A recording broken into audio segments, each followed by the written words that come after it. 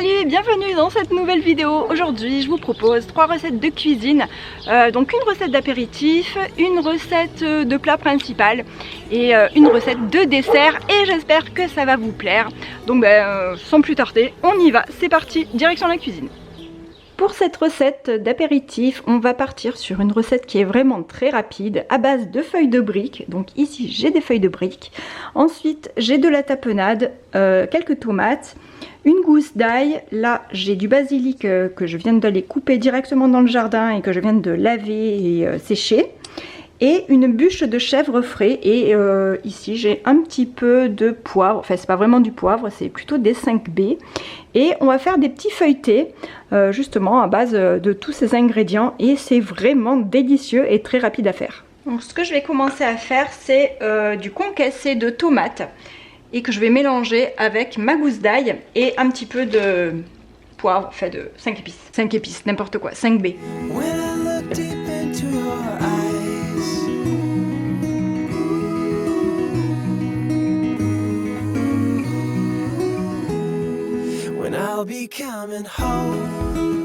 J'ai préparé mon concassé de tomates très simplement. Je vais mettre la gousse d'ail à l'intérieur. Je vais assaisonner un petit peu avec du poivre.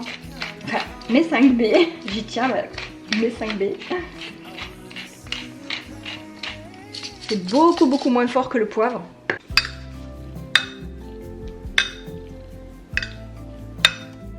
Alors je ne vais pas mettre de sel parce que comme je vais utiliser du fromage frais, je préfère que ce soit salé naturellement, on n'a pas trop besoin de sel non plus.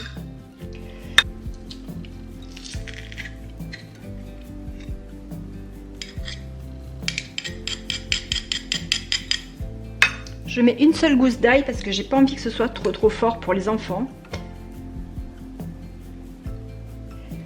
Sinon j'en aurais facilement mis une autre.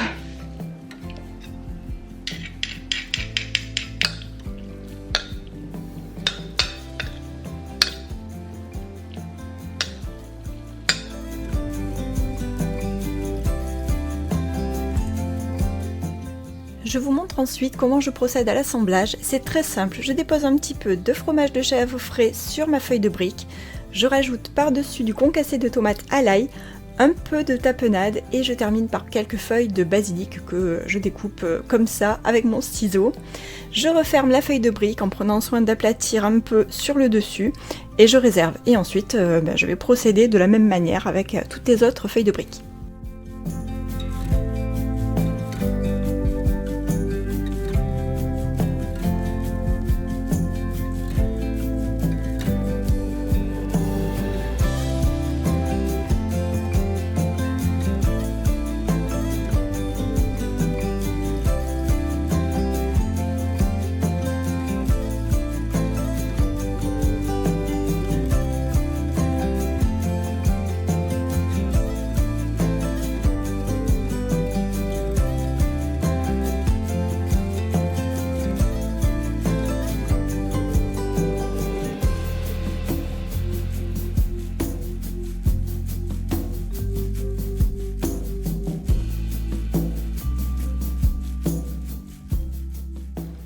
Voilà le nombre de feuilletés que j'ai pu faire, donc 1, 2, 3, 4, 5, 6, 7. Et sachant qu'il me reste encore un tout petit peu de fromage. Voilà.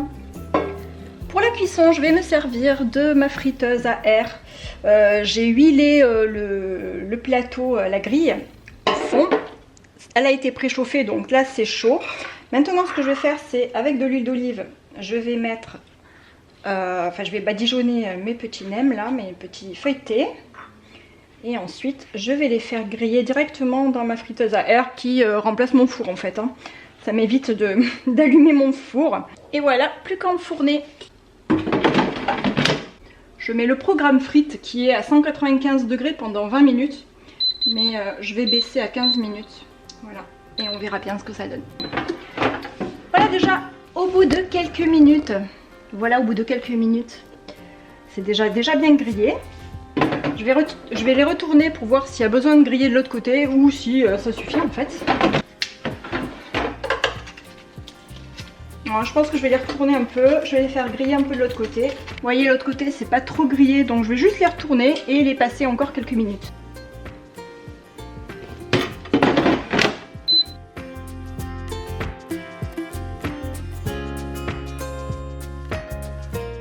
Ces petits feuilletés sont délicieux en apéritif ou comme moi en entrée avec une salade.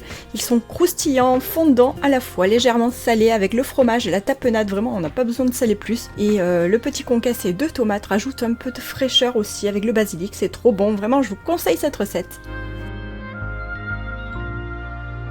Le plat suivant est typiquement le gratin que j'adore pour l'été. J'ai fait des lasagnes végétariens aux légumes grillés, sans béchamel, sans crème, vraiment nature, c'est trop bon. J'avais sous la main quelques courgettes et une petite aubergine. Et j'aurais pu mettre aussi plus d'aubergines, mais bon voilà, je fais comme d'habitude, je cuisine avec ce que j'ai sous la main. J'aurais même pu mettre un poivron d'ailleurs, mais j'en avais pas. J'ai commencé ma recette le matin pour le soir pour pas faire tout d'un coup. Alors j'ai découpé mes courgettes en rondelles, je les ai badigeonnées avec de l'huile d'olive et je les ai mises à griller dans ma friteuse à air. Ça donne un résultat vraiment identique au four, c'est délicieux et surtout ça évite de chauffer la maison en allumant le four.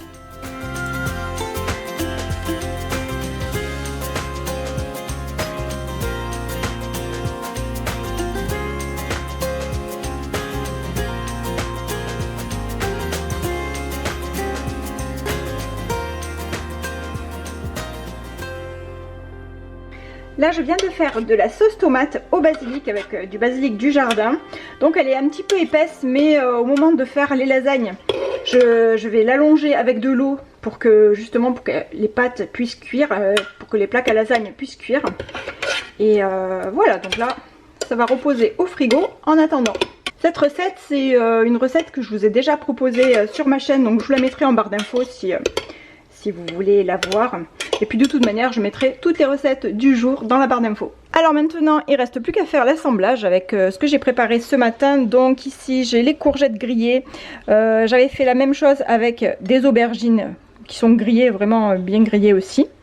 Ici j'ai ma sauce tomate au basilic que je vais diluer un petit peu avec de l'eau pour que ça puisse faire gonfler les lasagnes, sinon ça marchera pas, ou sinon ça risque d'être un petit peu sec. Donc en général j'aime bien mettre un peu d'eau aussi à l'intérieur. Donc les lasagnes ils sont ici et j'ai du comté et j'ai du parmesan. Voilà. Donc maintenant il ne reste plus qu'à faire l'assemblage et faire cuire au four à peu près je dirais 20-25 minutes, le temps que les lasagnes elles cuisent en fait. Ah, dans le four en fait ce sera peut-être plus que 25 minutes vu que ma sauce elle est froide et les légumes sont froids. Oui, donc je vous dirai ça de toute manière une fois que ce sera cuit.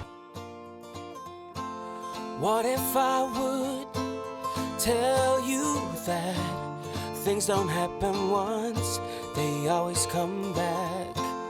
What if I could throw us back to the very moment when we had our luck.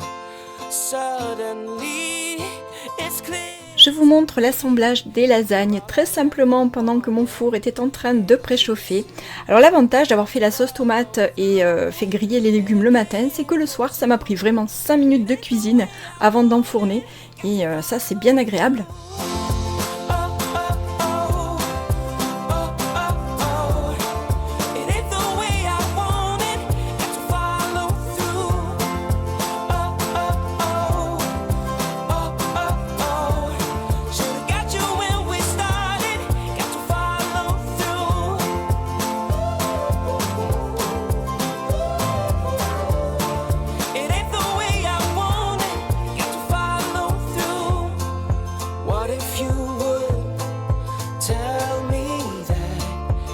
Don't happen once, they always come back.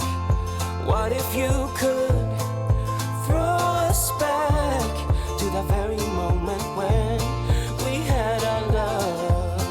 Suddenly it's clear to me, you're all I ever wanted, can't you see? Got to follow through in a game for two. It ain't the way I want.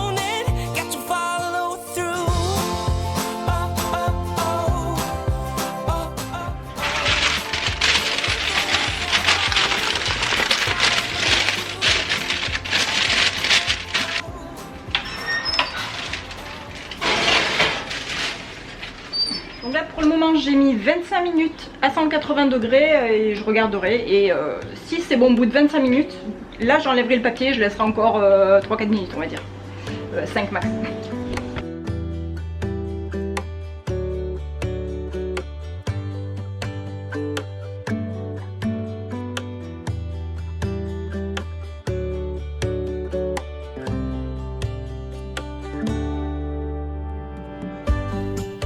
Ce plat est délicieux, fondant, plein de saveurs avec les légumes grillés, le comté, le parmesan, la sauce tomate, ail basilic, les lasagnes, franchement c'est trop bon.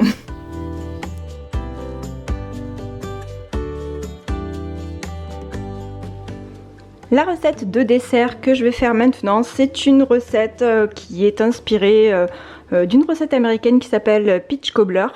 Et donc c'est à base de pêche. Moi je n'ai pas de pêche fraîche, donc j'ai pris une boîte que j'avais dans mon garde-manger que je fais avec ce que j'ai à la maison. Il faut du sucre, de la farine, je vais rajouter quelques noix de pécan aussi sur le dessus du gratin. C'est tout ce que j'avais, hein. Sinon vraiment j'en aurais mis largement le double même, parce que c'est vraiment très très bon, ça donne un petit croustillant sur le dessus qui est vraiment délicieux. Et il faut également du beurre et du lait, et là pour le moment ils sont au frigo parce qu'il fait très chaud dans la maison. Bon, dans un premier temps ce que je vais faire c'est prendre mes pêches, les vider dans mon saladier ici et les couper en petits morceaux. Alors pour l'instant je les laisse dans le jus, mais je vais pas mettre tout le jus, hein. Il y en a vraiment beaucoup trop.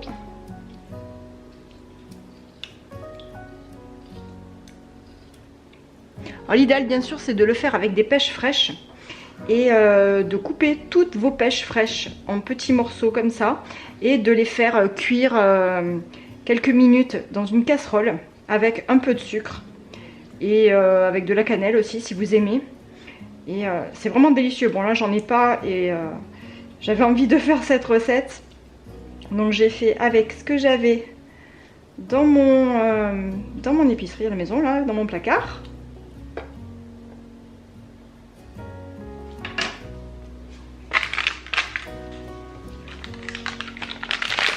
J'ai mis 50 g de beurre dans mon plat à gratin et je vais faire fondre le beurre au micro-ondes.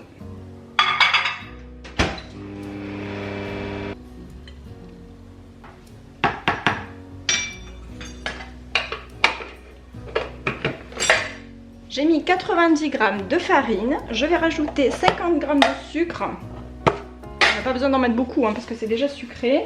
Oh, si je mettais la tarte peut-être ça irait mieux. Donc 50 g. Voilà. Je vais rajouter ce que je vous ai oublié de dire tout à l'heure, ce que j'ai oublié de dire tout à l'heure, c'est de la levure chimique. Donc là, elle est déjà entamée. On n'a pas besoin d'en mettre beaucoup hein, parce qu'on a peu de farine. Donc on va en mettre un petit peu.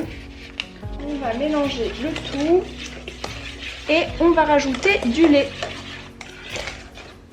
Donc là, je vais rajouter maintenant 150 g de lait.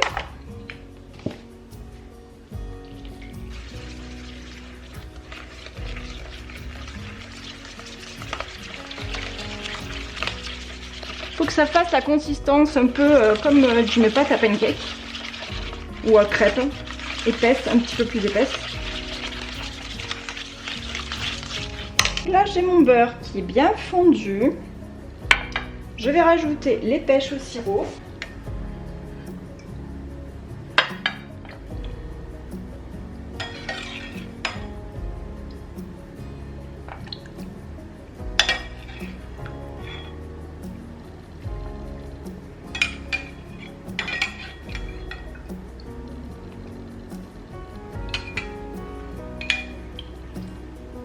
Pour rajouter un petit peu de jus aussi.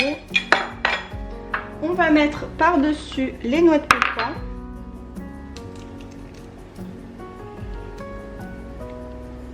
Vraiment, je vous conseille d'en mettre beaucoup plus hein, si vous en avez, parce que c'est trop bon. J'ai pris de la cannelle, je vais en rajouter un tout petit peu sur le dessus, mais vraiment pas beaucoup. Mon four est en train de préchauffer et ben voilà, maintenant c'est prêt, vous l'entendez. Maintenant, je vais verser ma pâte par-dessus.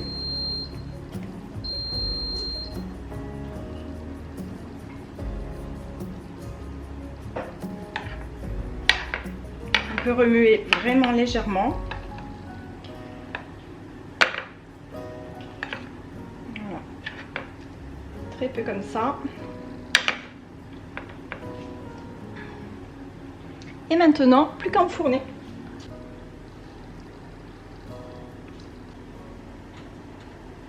Ah, traditionnellement, c'est un gâteau qui se mange plutôt avec une glace à la vanille. Moi, je n'ai pas de glace à la vanille à la maison et je compte pas en faire non plus ni en acheter. Donc j'ai sorti ma crème liquide du frigo. Je l'ai passée un petit peu au congélateur et je vais monter une petite chantilly parfumée à la vanille.